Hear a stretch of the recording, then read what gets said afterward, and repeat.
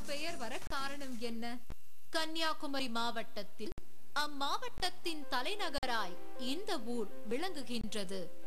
இது பழையாற்றின் கரையில் அமைந்துள்ளது. இனி இவ்வூருக்கு நாகர்கோவில் என பெயர் வந்ததற்கான காரணம் பற்றி காண்போம். தமிழ்நாட்டில் மருத்துவமனைகள் மிகுதியாக உள்ள நகர்களுள் நாகர்கோவிலும் ஒன்று. கைத்தறி, நெசவு, சித்திரச்சரிகை வேலை, வேளாண்மை மற்றும் தேர் செய்யும் தொழில் ஆகியவை முக்கிய தொழிலாக விளங்குகின்றன. தற்சமயம் முத்துராஜ் போன்ற கலைஞர்கள் தேர் செய்யும் தொழிலில் தேர்ந்தவர்களாக இருக்கின்றார்கள்.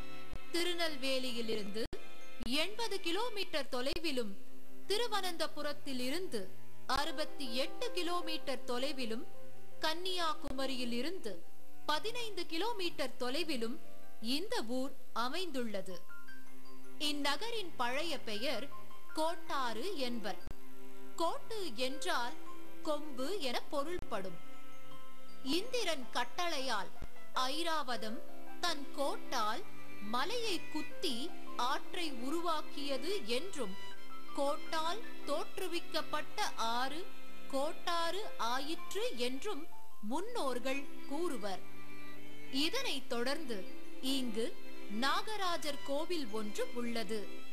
15ஆம் நூற்றாண்டில் இப்பகுதியை களக்காட்டு அரசர் ஆண்டு வந்தார். அவர் குஷ்ட நோயால் வாடிய போது சர்ப்பசாந்தி செய்து நாகராஜனுக்கு கோவில் கட்டி நலம் பெற்றார்.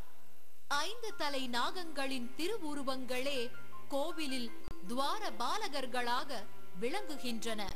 கர்ப்ப கிரகத்தில் எப்பொழுதும் நீர் ஊறிய வண்ணமாகவே இருக்கின்றது. கோயிலில் புற்று மண் பிரசாதமாக வழங்கப் பெறுகின்றது.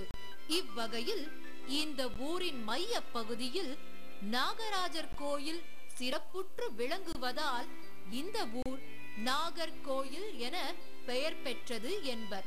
இதனை அடுத்து கல்வெட்டில் கொட்டாரான மும்முடி சோழபுரத்து நாகர்கோவில் என இந்த ஊர் பெயர் குறிக்கப்பட்டுள்ளது.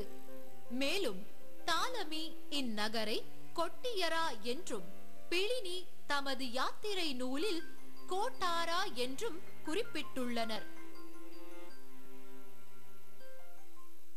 ஆதாரபூர்வமான படக்காட்சி பத்தம் உண்மை தெரிஞ்சுக்கிட்டோம். நாகர்கோயிலுக்கு ஏன் பேர் வந்ததுன்னு இப்பொழுது நிகழ்ச்சி இறுதிக்கு வந்தாச்சு. நான் போட்ட விடுகதைக்கு நீங்கள் விடை சொல்ல வேண்டும்.